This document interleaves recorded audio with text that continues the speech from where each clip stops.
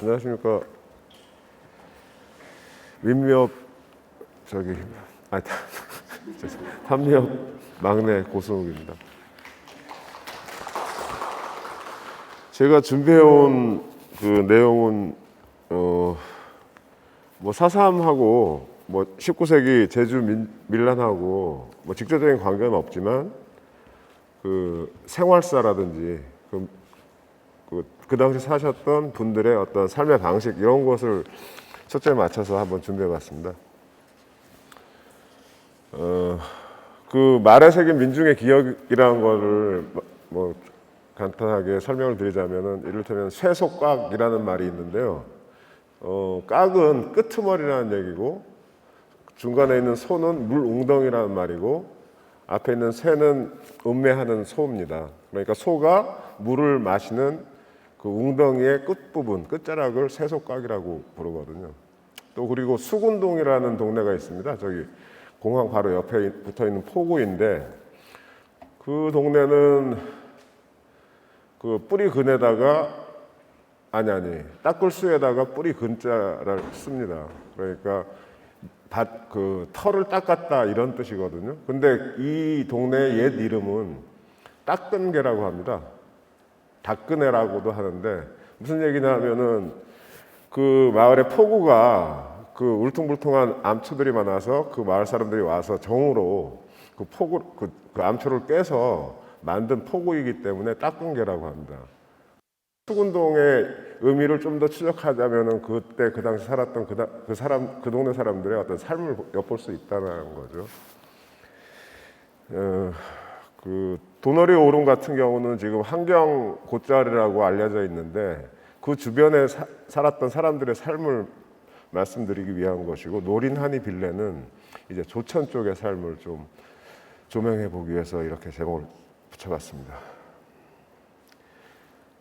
그 대정 한경 곶자왈에 그 한경 곶자왈 먼저 얘기하기 전에 그 곶자왈에 대한 얘기를 잠시 설명드리고자 합니다. 이거는 1960년대 이 한라산에서 저쪽에 보이는 섬이 서귀포에 있는 섬입니다. 그러니까 이 한라산 중턱의 풍경인데 보시다시피 그 나무가 없죠. 그러니까 옛날 우리가 자랄 때는 이게 민둥산이라고 배우면서 자랐는데 민둥산이 아니라 여기는 되게 중요한 목초지입니다. 목초지가 왜 필요했냐면은 조선시대 때는 말은 국가의 것이죠. 그리고 소는 백성의 것입니다. 지금 조선시대 때 1만 2천 마리 그리고 저기 보시면은 오른쪽에 보시면은 그 제주도가 이렇게 까맣게 표시되어 있죠. 그러니까 1km 제곱킬로미터당 소의 그 개수를 표시한 건데 이 일본하고 한반도를 다 포함해서 제일 많습니다. 제주도의 소가. 왜 그러냐면 제주 토지가 돌도 많고 험해갖고 소가 없으면 농사를 지을 수가 없었어요. 그래갖고 소는 백성에게 가장 중요한 지금으로 치면 경운기인 거죠. 근데 이제 소나 말이나 월동 그러니까 그 겨울 되면은 사료를 건초를 먹어야 되지 않겠습니까? 그 건초 필요한 게 한 마리당 1,000평이에요. 그러니까 1,000평을 1만으로 하면 1,000만 평인 거고. 근데 저 위에 까만 부분 있죠. 저기가 하잣, 중잣, 상잣이라고 그래갖고 옛날 조선시대 때 목마장이었습니다. 근데 저 목마장에서는 백성들의 소를 키울 수가 없어요. 저건 국가 거이기 때문에. 그럼 제주도 백성의 소는 저 까만 부분 밑부분에 있는 해안까지 있는 부분에서 목초지를 구해야 되니까 많은 땅이 필요합니다. 밭도 필요하고 소 먹일 목초지를 키울 밭도 필요합니다. 그러니까 상당히 많은 목초지가 필요하기 때문에 아까 같은 이런 풍경이 있었던 거죠. 그리고 다음에 보시면은 오름인데 오름에 이거 한 80년대 사진일 겁니다. 나무가 하나도 없죠. 뭐 이렇게 돼 있는 거죠. 요즘 새별 오름의 반쪽이 이런 식으로 보이는데 이제 목초지를 만드는 방법은 방해불을 놓는 겁니다. 그러니까 한 2월 새해 2월 정도에 이제 불을 넣습니다. 오름에다가. 그러면은 진드기도 구제되고, 그 다음에 그 나무들은 새들이 날아다니면서 똥을 싸면 거기에 열매 씨앗이 있지 않습니까? 그 씨앗이 이제 자라서 한 요만큼 자랄 때 더 자라지 못하게 이제 불을 넣으면 더 자라지 못하게 되는 거죠. 그래서 이런 풍경이 제주도의 원래 풍경이었습니다. 그러니까 어떻게 보자면 제주도 사람들은 나무를 어느 정도 포기하고 목초지를 확보했던 거죠. 뭐 진드기 세계는 뭐 지나가고요.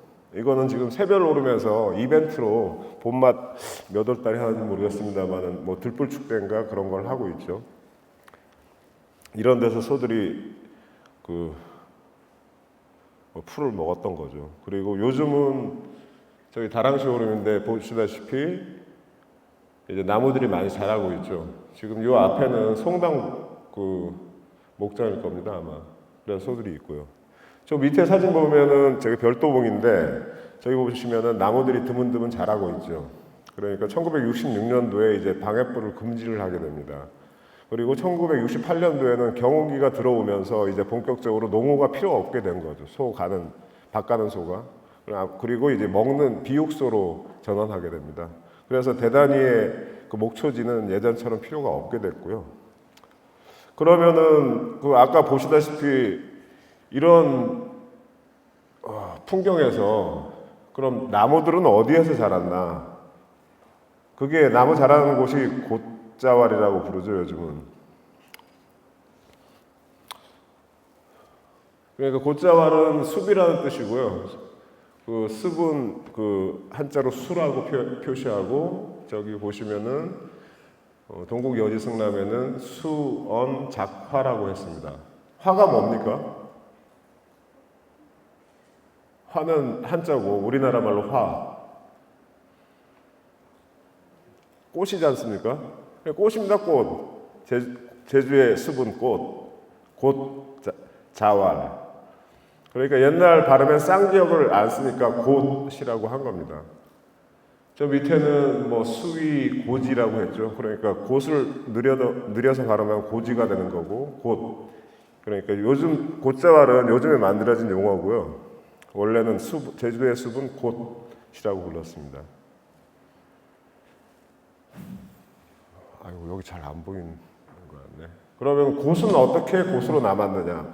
좀 질문이 좀 엉뚱하긴 한데 그 밭도 모자라고 목초지도 모자란데 저런데 좀 돌멩이 좀 치워서 밭으로 사용하면 안 됐겠냐 이런 생각을 해봤는데 좀 더 알게 되니까 제 생각이 좀 어리석은 생각이었던 걸 알게 됐습니다.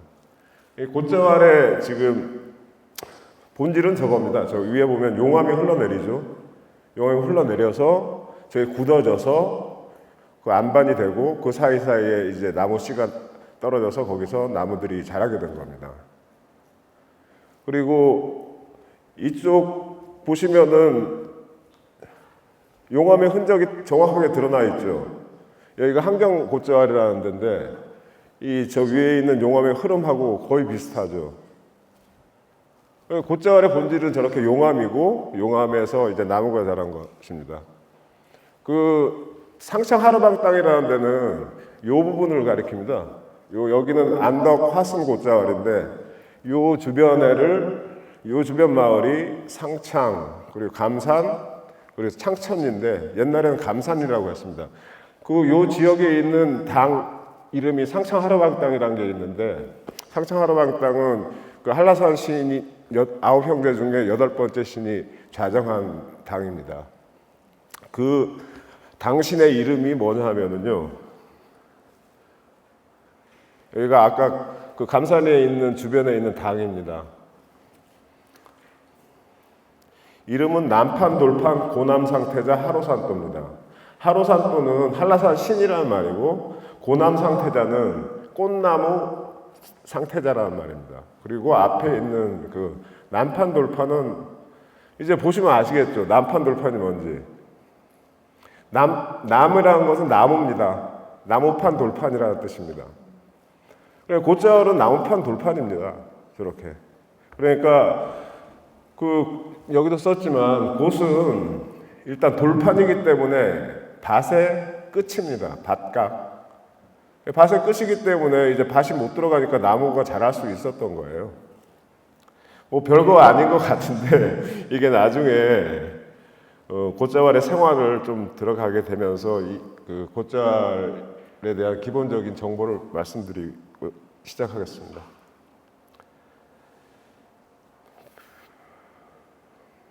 이제 도너리 오름에서 첫 번째가 황서국서의 길인데요. 지금 이게 표시가 안 돼 있고 이 두 곶자왈 사이에 있는 저 지점을 자단리라고 했습니다. 옛날에는. 지금은 동광리, 서광리, 뭐 덕수리 뭐 이렇게 되는데요. 요 한라산의 저 좌측에 보시면은 자단리라고 있습니다. 여기도 자세히 보이실지 모르겠는데 자단리라고 적혀 있고요. 그 위치는 바로 이쪽이 되겠습니다.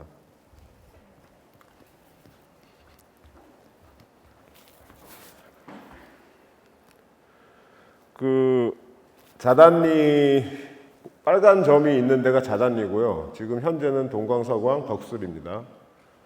저 지역 그리고 노란 지점에 점이 찍혀 있는 데는 다 마을마다 당이 있는데 이 당들의 공통점은 뭐냐면 황서국서라는 이름이 항상 등장합니다. 어쨌든 관계가 되어 있습니다.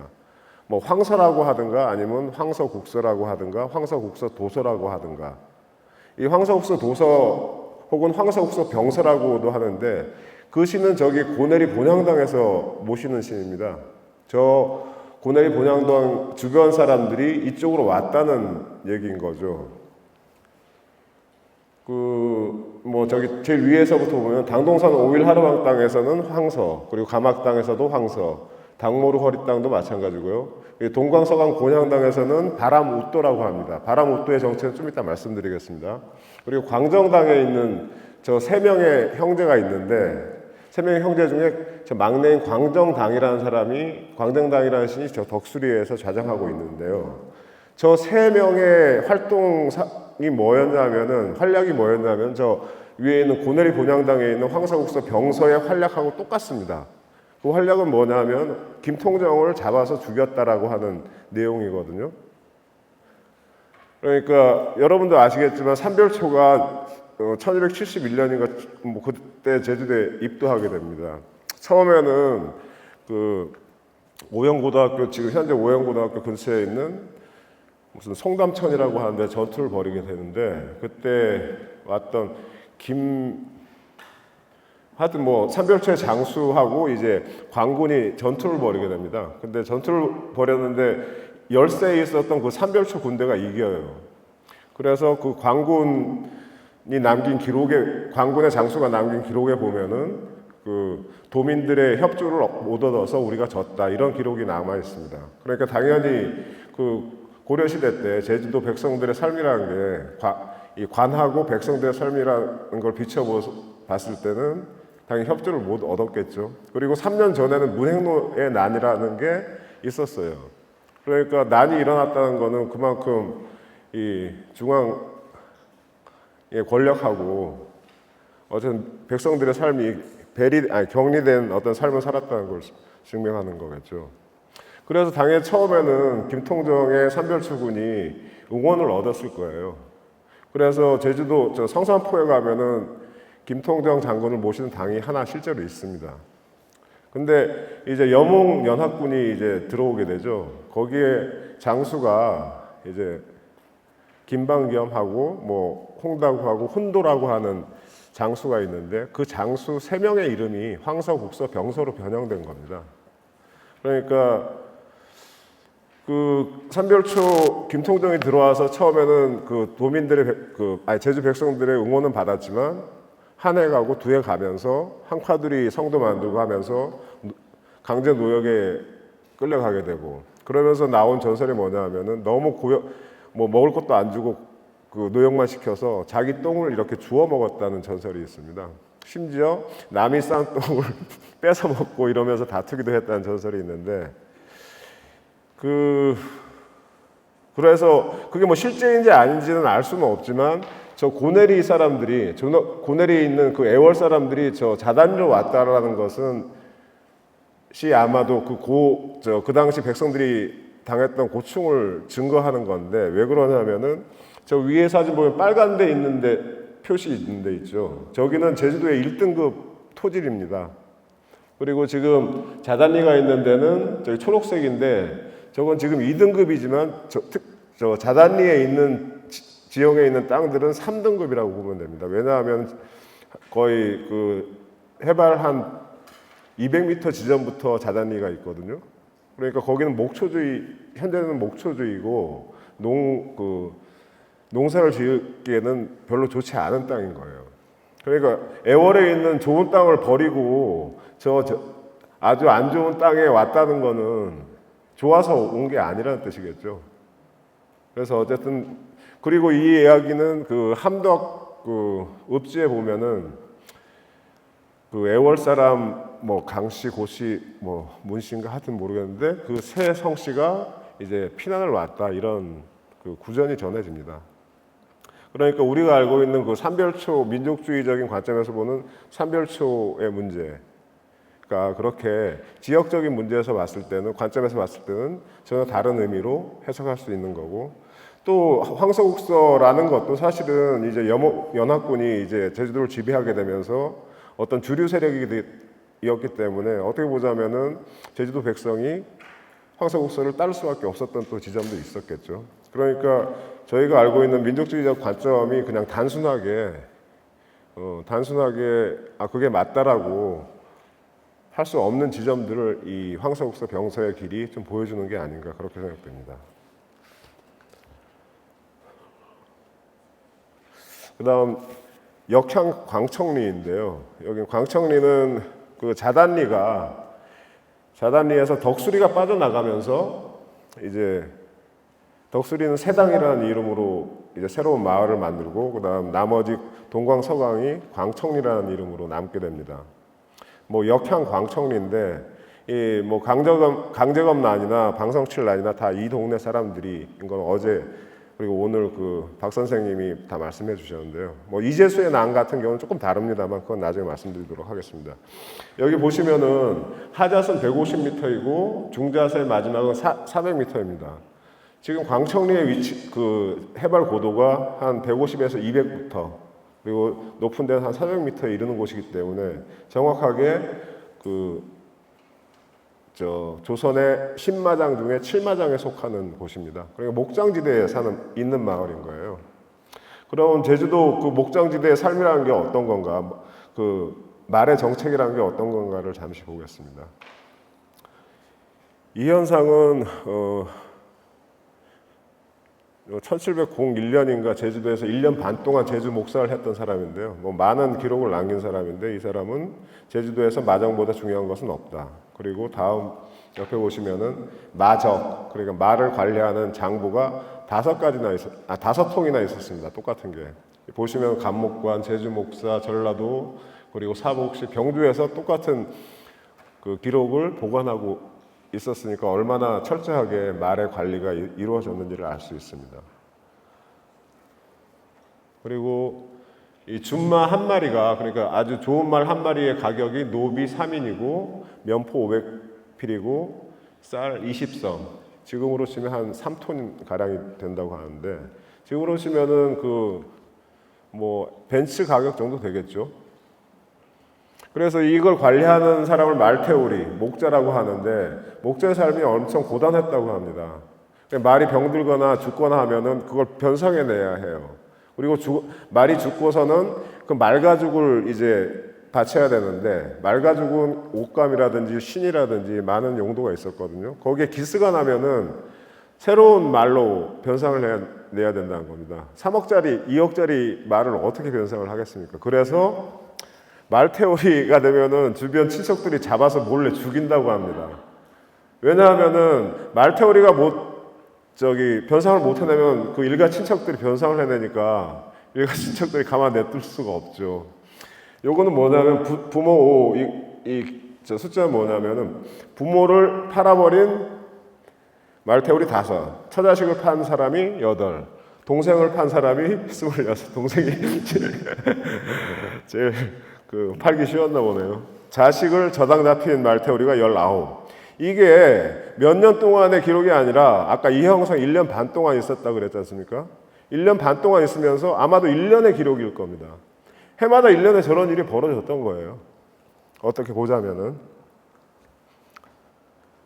그 뭐 말태오리만 힘들었던 게 아니라 진상하는 모든 직종이 다 힘들어갖고 진상과 관련된 그 직업이 말태오리 그리고 무슨 과원지기 그리고 과수원지킴이 다판이라고 해서 관청에 소속된 밭을 지켜야 되는 다판이 그리고 잠수, 포잡 이 사람들은 그 전복다는 사람들이죠. 그리고 선격이라 그래갖고 말 진상할 때 말을 배에 태워서 육지까지 노젓는 사람들 다 진상하고 관련된 사람이 육고역이라 그래갖고 하여튼 제주도에서는 결혼을 못합니다. 그런 사람들 그런 남자들은 그 마누라들이 다 도망간다 그러네요. 이거는 저기 사냥하는 그림입니다. 지금 뭐 노루가 하루에 120 몇 마리인가요? 사슴이 177마리를 잡았다는 기록입니다. 그래서 결국 사슴 멸종합니다. 지금 여러분들이 제주도 와서 보는 건 노루인 거 아시죠? 그리고 저 당시 세종 때는 제주도 인구가 6만이었다고 합니다. 근데 얼마 안 지나 성종 때는 4만으로 줄어들게 됩니다. 다 도망갑니다. 이 노역이 너무 힘들고 뭐 진상과 관련된 노역 그리고 뭐 세금 같은 문제 때문에 다 도망가 버려요. 그래서 결국은 빨간불로 쓴 것처럼 1629년에 200년 동안 제주 사람은 제주도 밖으로 나갈 수가 없습니다. 그러니까 배를 사용할 수 없기 때문에 저 위에 있는 저 태우라고 하는 배인데 저런 배가 지금 제주도의 전통배라고 지금 남아 있는 겁니다. 왜냐하면 밖에 나갈 수가 없으니까 큰 배가 필요 없었던 거죠. 뭐 경작지 부족, 척박한 토지, 자연재해 뭐 등등 이런 것 때문이었습니다. 목장뿐만이 아니라 목장을 빗대어서 많은 그 진상과 관련된 그 노역들 때문에 부과된 부역들 때문에 제주도 사람들이 이런 상황에 처해 있는 거죠. 그러다가 이제 임진왜란 이후에는 공마장이 좀 효용이 좀 떨어집니다. 그러니까 뭐 무기 체계도 총으로 바뀌게 되고 하면서 말의 수요가 조금 떨어지면서 목마장이 좀 폐장하는 목마장이 일부 생기게 되고 영도 1770년대는 개간을 허용해 달라는 제주 도민들의 청원이 올라갔었고 그 50년 후에는 개간을 허용합니다. 근데 그 대신 세금을 받아 처먹죠. 그러다가 이제 아마도 1823년 개간 허용한 해인데 그때부터 출입 금지가 해제됩니다. 그러면서 외지인들도 들어올 수 있고 드나들 수 있게 됐고 그리고 그 목장을 밭으로 허용하게 되니까 화전이라든지 목장전이라든지 이런 걸 많이 이용하는 화전지가 이 일제시대 때 조사에서는 강남 이하의 최대 큰 화전지가 형성됩니다. 아까 그 방성칠난이라든지 그 강제검난에서 화전세 얘기 많이 나오지 않습니까? 그게 다 요 동네 아까 그 목장토가 말이 필요 없게 되면서 그 목장토가 이제 밭으로 변형되는 과정에 많은 사람들이 거기에 입주하게 되는 거죠. 그러다가 이제 갑오 개혁 이후에는 공마제가 폐지가 되는데 문제는 뭐냐면은 공마대전이라고 해서 그러니까 말을 보내지 않는 대신 돈을 내라는 겁니다. 5,000냥의 규모가 얼마인지 모르겠습니다만은. 그리고 이거에 플러스 장세, 아까 거기서 목장에서 밭을 일구니까 밭은 가격 돈을 내놔라 해갖고 7,000냥입니다. 뭐 낙마세는 뭐 그 국가 말이 아니어도 개인이 말을 이렇게 사용할 수 있지 않겠습니까? 그러면 아마 등록세 같은 거겠죠. 그러니까 이중과세인 겁니다. 그 목장과 관련해서는. 그러니까 지금 뭐 강제검의 난과 방성칠의 난 그리고 이재수의 난이 전부 이 세금과 관련된 과도한 세금과 관련돼서 벌어진 일이고 그것은 결국 부정부패, 목사하고 토하고 아전의 결탁 이게 가능했던 이유는 뭐냐면은 옛날에 세금 체제가 조용조지 않습니까? 앞에 있는 조는 밭에서 내는 세금 그리고 용은 부역, 몸으로 때우는 거 그리고 뒤에 있는 조는 진상인데 제주도에는 이 끝에 있는 조가 가장 중요했었고 앞에 있는 조는 지방관이 관리를 합니다. 뭐 많이 내진 않았어요. 세종 때만 해도 제주도 토질이 한반도에서 최하위 등급으로 결정됐기 때문에 한 육지에서 내는 거에 반 정도 냈다고 합니다. 그러니까 그 돈은 지방 행정을 위해서 쓰는 돈입니다. 근데 그 규모를 정하는 거는 지방관의 관할이기 때문에 중앙에서는 관심도 없습니다. 오직 진상하는 것만 니네 철저히 해라. 나머지는 니네가 알아서 떼먹든지 말든지 해라. 그런 세금 수치의 구조적인 문제가 기본적으로 있었고, 그거보다 더 근본적인 문제는 조선이 제주를 생각하는 태도인 것 같습니다. 지방관이 와서 아무리 횡포를 놔도 그냥 니네가 알아서 해. 이 정도로 생각했었을 것 같아요. 그러니까 개똥으로 보는 거죠, 제주도를. 그래서 제주도의 개똥의 꿈이 저는 독립하는 게 아닐까, 이런 상상을 해봤습니다. 이 1812년에 양재 모변이라는 게 있었는데요. 이게 모함을 받습니다. 양재라는 사람이. 양재도 아전 출신인데 아전들의 계모임이 있어요. 상창계라고 하는 유명한 제주도의 계모임이, 그 아전들 사이에 이루어진 계가 있는데 얘네들이 모든 걸 다 해먹어요. 중간 착취. 뭐 배에 오를 때도 돈 더 받아먹고 뭐 하고. 그러니까 얘네들이 그 폐해가 엄청 심해갖고 양재해라는 사람이 이걸 고발을 하려고 작정을 하고 있는데 이 상창계 사람들이 이걸 알아갖고 이 양재해를 그 독립국 역모를 꾀했다고 일러 바칩니다. 거짓 고변인 거죠. 그래갖고 결국 이 사람은 뭐 귀양 갔나 뭐 죽어요. 그러니까 이 얘기를 뒤집자면 상창계의 상상 속에도 그래 내가 지금 중앙에서 온 관리들 발바닥 닦아주고 있지만 우리가 제주 독립이 되면은 우리가 제일 지배층일 거야, 이런 상상을 했을 거라는 거죠. 그러니까 이 별국의 꿈이라는 거는 하도 고되니까 뭔가 이걸 한 방에 해결해 줄 수 있는 어떤 단어가 아마 독립이지 않았을까. 근데 그런 걸 하면은 역모로 몰려서 죽기 때문에 함부로 얘기할 수 없는 거죠. 벌써 옛날이네. 브라질의 룰라가 그 캐치프레이즈가 그거 아닙니까? 행복을 두려워하지 마라.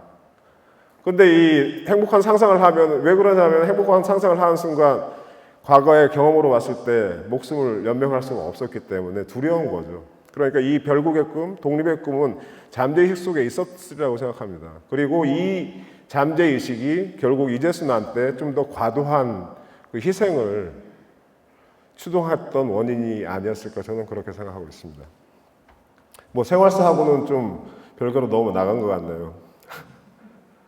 이제 아홉군 마을인데요. 제가 지금 이빨이 좀 안 좋아서 발음이 너무 새는 것 같아요. 죄송합니다.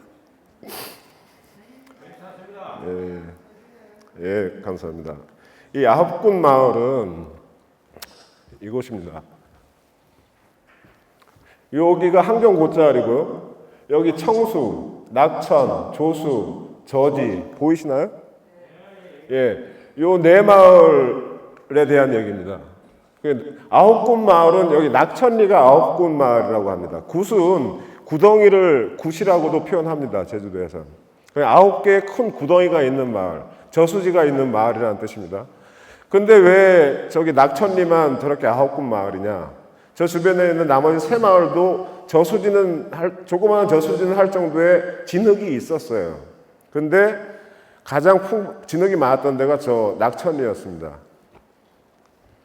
그래서 조수리는 보시다시피 한자가 뭡니까? 만들 조에 물수자지 않습니까? 저기 저수지를 만들어야지 그 사람들이 물을 받아 먹을 수 있는 토양이었어요. 그래갖고 또 조수리에는 남자애가 태어나면 자갈자갈 한다 그러고 여자애가 태어나면은 대바지 한다 그럽니다. 자갈은 너무 자갈이 많아서 얘는 남자로 태어나면 평생 밭을 갈아야 되기 때문에 자갈자갈 거리는 거고, 여자애는 대바지는 그겁니다. 어린애가 들 수 있는 물허벅이 있어요. 크기는 한 3분의 1, 물허벅의 3분의 1 정도 되는 크기인데 그걸 대바지라고 그럽니다. 그럼 여자애는 태어나서 걷기 시작하면 여기 있네요. 여기 저기 허리 굽은 저 애기 보이시죠? 여자애 바로 뒤에 있는 게 아마 대바지일 겁니다. 저쪽 끄트머리에 있는 하얀 옷을 입은 사람이 진 거는 물허벅이겠죠. 죄송한데 불 좀 조금만 더 꺼주실 수 없을까요? 보이시죠? 좀 더. 그러니까 이 어린 그 조수리의 여자애가 태어나서 걷기 시작하면은 대바지를 들고 다녔어야 돼요. 그래서 대바지. 그리고 여기에 뭐 산다수 첫 소비자라고 농담삼아 적어놨는데 여기도 저수지가 있지만 가뭄이 들게 되면 저수지가 금방 마르겠죠. 마르고 다 먹어버리니까. 그랬을 때는 저 바닷가 마을에 있는 사람들이 수레에다가 물 지고 와서 팔았다고 합니다. 그래서 그 사람들은 물 한 허벅에 1원인가 10원인가를 주고 사 먹었다고 하네요. 그게 한 60년대까지 그랬다고 합니다.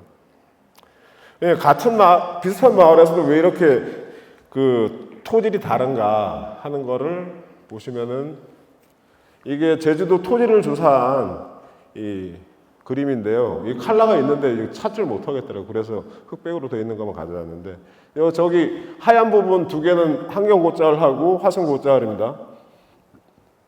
그리고 저기 조수리 있는 동네 보시면은 까만 데도 있고 좀 여러 가지죠. 토양이. 저기 보시면 아시겠지만 전라도는 토양이 6가지 종류입니다. 그걸 토양을 종류를 통이라고 하는 모양인데 6통입니다. 근데 제주도는 63통입니다. 63가지의 토질이 저렇게 아무런 규칙도 없이 저렇게 있네요. 그건 아마도 제주도 그 오름이 360개나 되지 않습니까? 그게 뭐 한날 한시에 이렇게 터졌으면은 그리고 그 터질 때 바람도 한 방향이었으면 깔끔하게 정리가 됐겠지만 뭐 여기서 터지기도 하고 며칠 지나서 저기서 터질 때마다 바람 방향이 달랐겠죠. 그 나왔던 그 용암의 성격도 좀 달랐을 테고 그래서 저렇게 복잡한 토양의 모습을 보여주는 것 같아요. 뭐 과학적인 근거는 없습니다. 그냥 뭐 생각해 보니까 그런 추정이 가능해지는 것 같습니다. 그래서 27 구국투쟁, 27 구국투쟁은 뭐냐면은 48년 2월달 유엔에서 그 남한 단독 선거를 그 결정을 하게 됩니다. 총회에서. 그거는 미국이 그 남한의 그 한반도 그 통치 전략을 이렇게 분단으로 그 결정한 거고 그걸 추진받기 위해서 유엔 총회에 올리게 되죠. 안보리에서는 당연히 소련이 있으니까 소련이 거부할 테니까 그걸 총회를 이관해서 이런 결정을 하게 됩니다. 그렇게 결정이 되니까 그 조선 사람들이 이제 구국투쟁에 돌입하게 된 거죠. 48년. 근데 그때 제주도에서는 성산포, 구좌, 조천 그리고 한림에서 이제 데모가 일어나게 돼요. 근데 한림은 지금 저 빨간 그 조수 있는 낙천리 있는 요 부분을 옛날엔 한림이었어요. 지금은 한경면이라고 부르는데 51년에 그 법 체제가 바뀌어갖고 어쨌든 저 세 마을이 청년 150명이 저지 경찰서 몰려갖고 데모를 합니다. 근데 지금 그런 생각을 해봤어요. 저지 경찰서 주변 보면은 많은 마을이 있죠.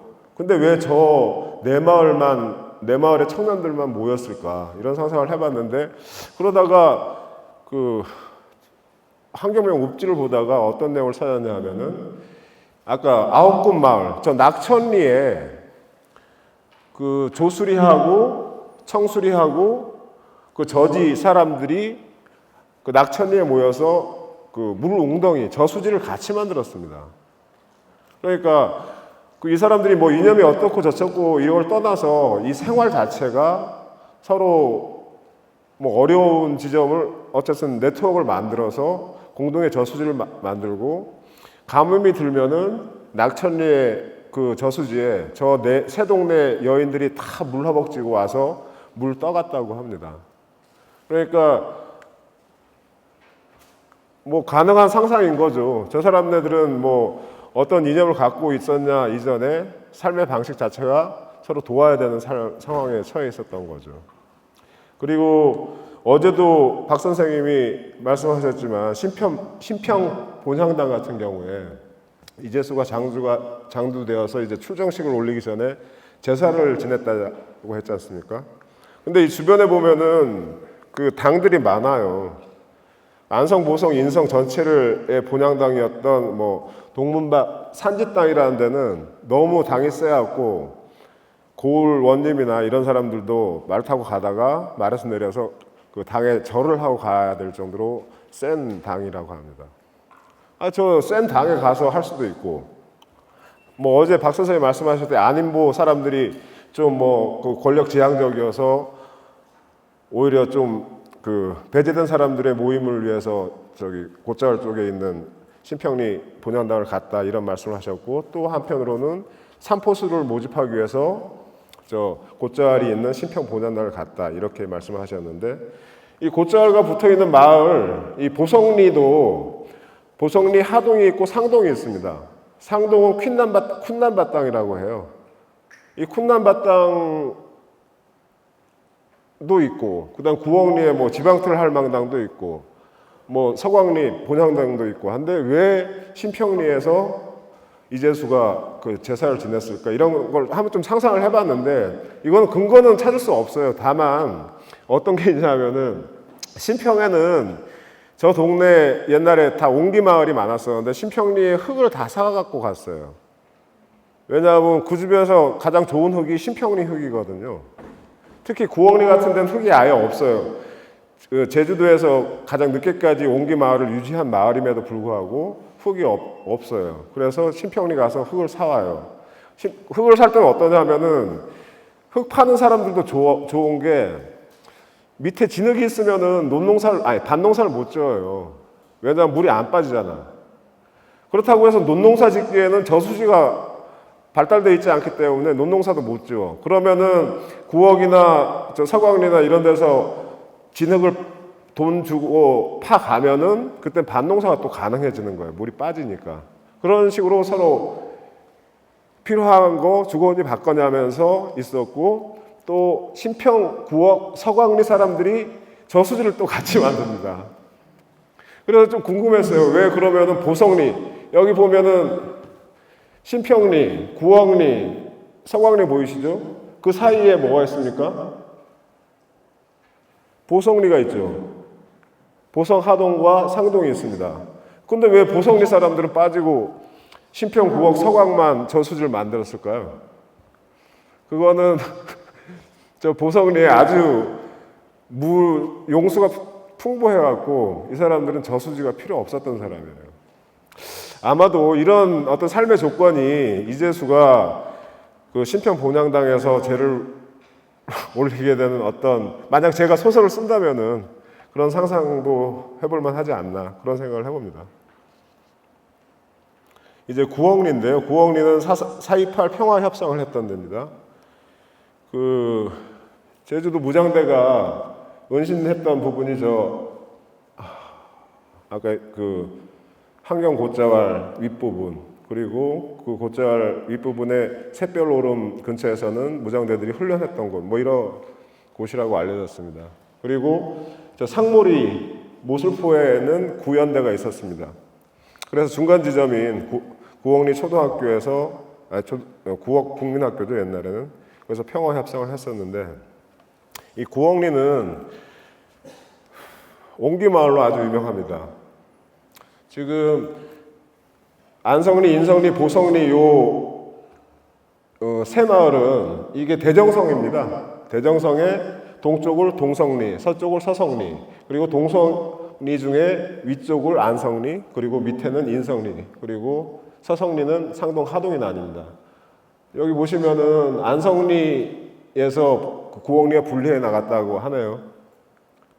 안성리 위쪽이 구억리죠. 근데 구억리는 뭐 마을 저기서는 뭐 반 정도이지만 뭐 반 이상이 곧자왈입니다. 저기 보시면 경계를 보시면.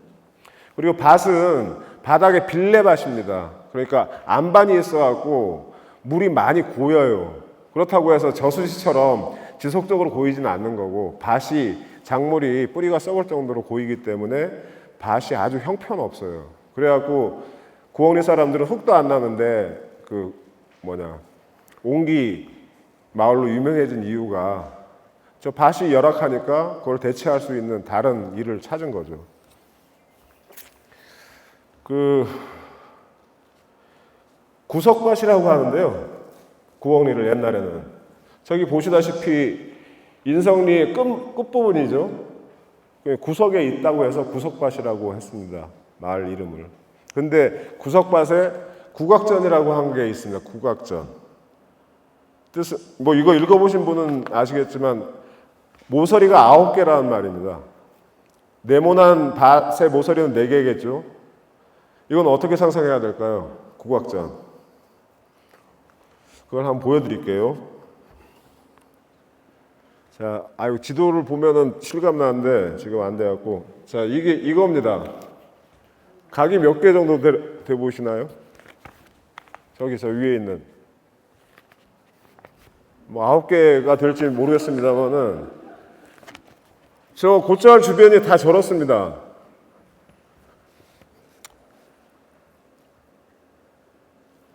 자, 이 곶자왈 아까 제가 찾은 데가 아마 한 여기쯤 어디쯤일 거예요. 그리고 주변에 다 보세요. 저 그 곶자왈의 끄트머리에 있는 밭들이 다 저 밭하고 똑같아요. 이 얘기는 뭐냐면은 저 형태가 그냥 자연적으로 나온 게 아니라는 얘기예요. 처음에는 용암처럼 나오고 이제 숲이 자라고 그 옆에 뭐랄까요, 뭐 나무도 자랐겠죠. 근데 저 구석밭에 간 농부가 어떻게 했을까요? 호미로 그냥 1cm라도 더 자기 밭을 만들려고 아득바득 갔겠죠. 그 돌판까지. 돌판의 끝까지 간 겁니다. 그래서 한 농부의 의지가 아니라 저 곶자왈을 둘러싼 한 2,000명 정도 되겠죠. 밭주인이. 2,000명? 3,000명 되는 그 밭주인의 할아버지들이 마치 약속이나 한 듯이 끝까지 곶자왈 끝까지 가서 밭을 확보한 게 저 모양인 겁니다. 그러니까 저거는 그냥 자연적인 모양이 아니에요. 나중에 여러분이 시간 되시면은 맵을 이렇게 해서 보시면은 뭐 10각전도 있고 12각전도 있습니다. 그러니까 여기 제가 썼네요. 뭐 골갱이로 온파낸 돼지 예술이다. 예. 제 어떤 해석으로는 그러니까 제가 본 조형물? 그러니까 자연하고 인간이 만들어낸 공동 제작된 조형물이겠죠.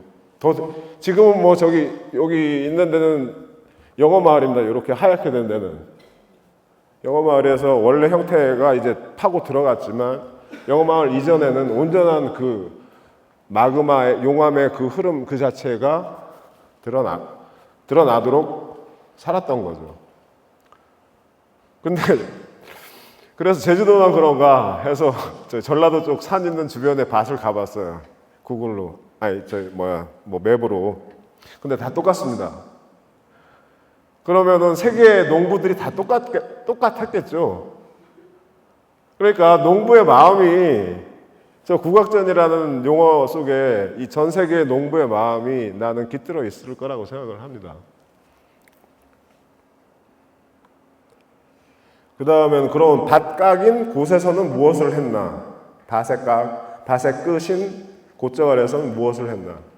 곶새를 키웠습니다. 곶새는 곶 안에 소들이 한 20마리씩 무리지어서 방목을 하는 거거든요. 그러니까 저기 곶새 무리는 암소가 그 우두머리입니다. 그 곶새를 키우는 이유는 뭐냐면은 겨울에 아까 말했던 천평이 밭이 필요 없어요. 겨울에서 얘들이 알아서 먹어요. 뭘? 난대성 식물 이파리를 먹습니다. 난대성 식물 아시죠? 상록수인데 소나무 말고 침엽수 말고 활엽수, 그러니까 상록 활엽수들인 거죠. 그 나뭇잎 여린 잎들을 먹으니까 이 주인은 겨울 월동사료가 필요 없어요. 그러니까 되게 편하죠. 소 키우기가. 근데 좀 약점은 뭐냐면은 음지에 살아갖고 뼈가 잘 부러진답니다. 그래갖고 저 신양리 옛날 마을 이름이 쇠뼈 된 밭이에요. 쇠뼈하고 뭐가 관련된 것 같아요. 왜냐하면 산양리 곶자왈에서도 곶새를 많이 키웠었거든요. 그리고 거기서 고스에서 이제 새끼가 나면은 이제 주인이 데려와서 그 야성을 이제 없애고 이제 일소 훈련을 시켜갖고 이제 장에 내다 팝니다. 그러니까 그 어린 송아지를 팔기 위해서 고스를 이렇게 곶자왈 있는 사람들은 다 그랬습니다. 아까 그 보시면은 여기 다 곶자왈 경계에 있는 마을이 10개 정도 돼요. 저기 뭐 동광리, 서광리, 구엉리, 보성리, 신평리, 무릉, 이리, 청수리가 아까 사냥하고 이제 분리됐으니까. 그래서 저 많은 마을들이 다 곳에 쇠를 놓아서 밭 농사만에 의지할 수 없으니까 부업으로 저렇게 했던 거죠. 그리고 또 한 가지는 여기 보면 낭어시면은 그릇도 없다. 가장 중요한 게 땔감인 거죠. 곶자왈에 나무가 많으니까 이제 곶자왈의 땔감을 이용해서 나무가 한번 그 항아리를 한번 만들려면 3박 4일이 걸리는데 3박 4일 동안 계속 불을 떼어야 되니까 나무가 얼마나 많이 들겠어요. 그래서 굵게도 하고 그러니까 공동의 자산이기 때문에 곶은 이제 마을의 공동 관리를 합니다. 그러니까 삭다리를 주워옵니다. 삭다리는 이제 부러진 나무 가지라든지 이제 바닥에 떨어진 나무 가지들을 삭다리라고 하고 그건 덕수리에서는 삭다리라고 그러고 구억에서는 선비라고 합니다. 그리고 자활 정리를 1년에 몇 번씩 해줍니다. 이제 가지를 좀 치는 거죠. 그걸 가지를 쳐서 원찍, 노인찍. 그러니까 마을마다 그 집마다 한 명씩 차출돼서 자활 정리를 하는 거니까 각 집마다 몇 묶음씩 가져가고 그리고 노인찍은 뭐냐면은 노인만 있는 집안에는 와서 자활 정리를 못 하니까 그 대신 노인은 무료로 갖다 드립니다. 그리고 낭허체라고 해서 1년에 몇 번, 이것도 1년에 몇 번씩 정하는 거겠죠. 생낭을 이렇게 베어서 그걸 잘 모아서 이제 땔감으로 썼다고 합니다. 뭐 가시낭, 조배낭은 뭐 됐고요. 그러니까 곶은 밭각이면서 또 다른 밭의 머리다. 뭐 이런 말이 가능해질 것 같습니다. 아유, 벌써 50분 됐네요. 큰 넙계 사는 굴 죽는 굴 큰 넙계 가겠습니다. 뭐 아까 전에 아시다시피 알뜰의 비행장이 이제 난징 폭격의 기착지였고 그러니까 31년부터 37년까지 중국을 습격했던 이유가 30년 대 대공황을 대응하기 위해서 미국은 뭐 뉴딜 정책했고 그리고 프랑스나 영국 같은 경우는 자기 식민지를 벨트화 시켜갖고 대공황을 견뎌냈고 이렇게 그 식민지가 없었던 독일, 이탈리아, 일본 같은 경우는 전쟁을 준비하면서 그 대공황 시기를 건너갔다고 합니다. 그러면서 31년 중일전쟁하고 37년 중일전쟁하고 40년에는 인도차이나까지 먹게 되죠. 인도차이나, 버마, 인도네시아. 그러니까 독일 히틀러가 네덜란드하고 프랑스하고 영국 공격하고 나머지 나라를 먹어버리니까 영국, 프랑스, 네덜란드의 식민지가 어디입니까? 버마, 인도, 그리고 인도, 차이나, 그리고 네덜란드, 인도네시아. 무주공산이 되니까 여기를 일본 애들이 와서 먹게 되는 거죠. 그러다가 이제 견제를 당하게 됩니다. 유럽하고 미국한테. 그래서 결국은 진주만 공격을 해서 제2차 세계대전에 들어가게 되죠. 그러다가 이제 계속 밀리게 되니까 45년도 2월에 그 결 1호부터 결 7호 작전을 세우게 됩니다. 그게 뭐냐면 어제 본토 방위를 위한 작전인데 결 1호에서 6호까지는 본토 안에 있어요. 그리고 결 7호만이 본토 외부에 있는 제주도에 작전이 펼쳐집니다. 그래서 일본 본토군 7만 5천 명이면 그 당시 제주 인구가 20만이었으니까 한 3분의 1 되나요? 그래서 이렇습니다. 어쨌든 지금 우리가 봤던 그 한경 곶자왈과 그 화순 곶자왈 사이에 있는 마을이 지금 병력도 제일 많고 그리고 진지도 제일 많았고 가장 위험한 지역이었다는 거. 그리고 저 노란 거는 이제 세 달 오름 밑에 있는 지하 진지가 1.3km 정도 되고요. 저 빨간 데 있는 데는 이제 각 그 동굴이었습니다. 모양은 이렇게 됐고요. 그때 알뜨르 공사할 때 1일에 4,500명이 동원됐다는 그 마을 사람들 증언이 있습니다. 그리고 200명을 수용할 수 있는 막사가 30동이었으니까 한 6천 명 정도 수용할 수 있겠네요. 그리고 경상도에서 경상도 봉화마을에서 제주로 이제 징용 오게 된 사람이 20명이 넘는데 60명이 넘는데 그 중에 30%가 사망했다는 공식 기록이 있습니다. 그러니까 징용자 중 한 20%는 사망했다라는 추정을 하고 있습니다. 여기가 죽는 굴 얘기고요. 그 다음에 이제 사는 굴은 저 윗동네 얘기네요.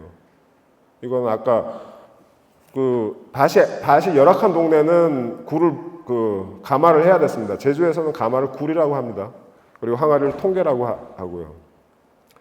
그리고 또 뭐 밭이 좋아도 워낙 굴 장사가 좋았을 때는 많은 그 마을에 많은 사람들이 개를 모아서 굴을 만들고, 굴을 만들려면 돈이 많이 드니까 한 뭐 17에 17에서 20명씩 개를 모아서 했어요. 구원리 같은 경우는 가마를 1년 내내 돌립니다.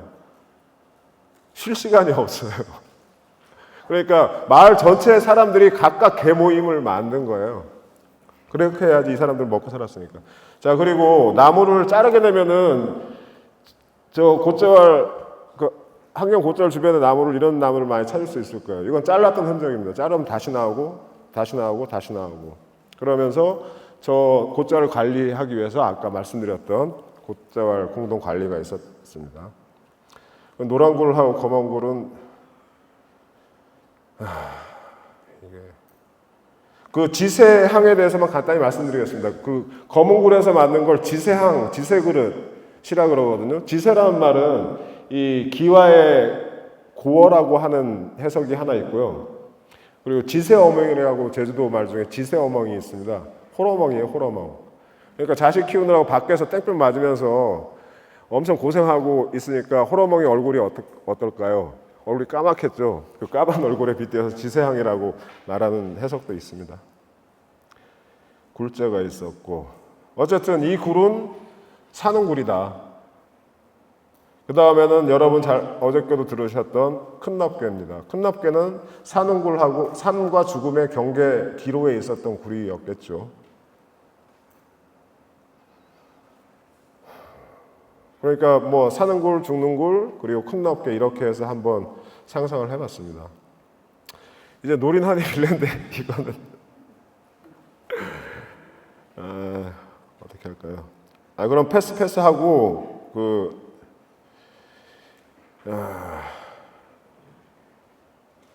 그 제주도의 그 바다에서 미역이 아주 중요했었어요, 옛날에는. 그러니까 물물교환할 게 우리가 제주도가 갖고 있는 건 미역밖에 없었어요. 뭐 보리를 뭐 좋아서 팔았겠습니까? 쌀도 안 나오고 미역밖에 없었습니다. 또 하나는 말꼬리가 많았으니까 그걸 이용한 갓 하는 거. 이 두 개가 제주도의 특산품, 유일하게 돈으로 교환할 수 있는. 교환해서 뭐 소금이 없으니까 소금 사고, 쌀이 제주도 농사 되는 데가 제주도 전체 경제에서 1%가 안 됩니다. 근데 제사 지낼 때는 쌀이 있어요. 하얀 쌀이 있어야 되니까 쌀을 미역 주고 사옵니다. 그리고 옷감이 모자라기 때문에 옷감을 사왔다고 합니다. 그러니까 가장 이게 없으면은 못 살죠, 제주도 사람들은. 그래서 미역은 제주도의 님입니다. 제주 해녀들의. 개숙계는 뭐냐면은 어린 해녀들이 처음 물질을 한 10살, 12살, 13살 이쯤에 첫 물질을 해요. 그러면은 미역은 10m에서 나거든요. 이 표면에 10m 내려가 나는데 어린애들은 숨이 짧지 않습니까?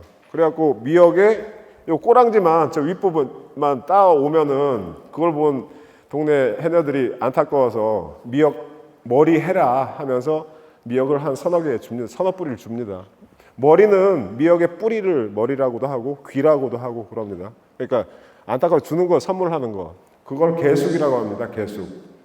근데 어린애한테만 주는 게 개숙이 아니라 할망한테, 이제 젊은 해녀가 할망한테 성게도 주고 몇 개 주고 하는 걸 개숙이라고 합니다.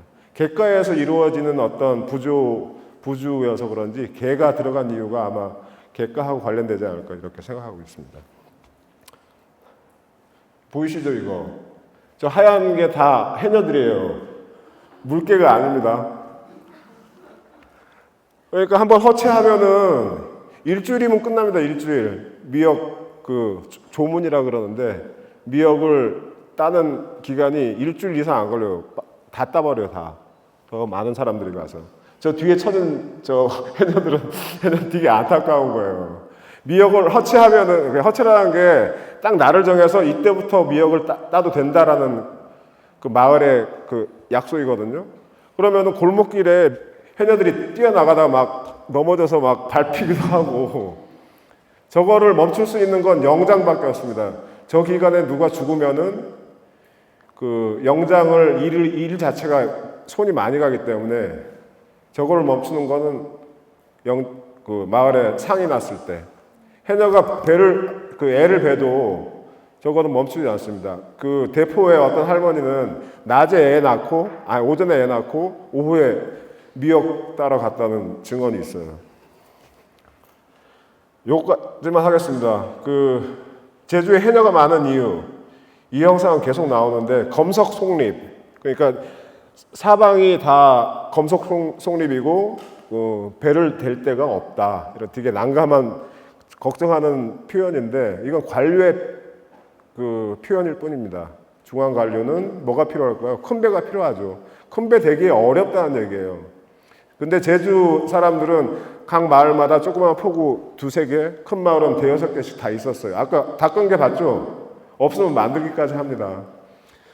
그리고 저런 그 현무암을 지금 표현한 겁니다. 검석 속립은 검같이 날카로운 바위가 묶인 듯 서 있다, 이런 표현이거든요. 그러니까 여러분들 해안가 가시면은 보이는 그 현무암을 저렇게 표현한 건데, 현무암이었기 때문에 미역들 그 바다의 해조들이 잘 자랐어요. 그 미역은 헛뿌리라 그러나 뿌리를 기능은 움켜잡는 기능입니다.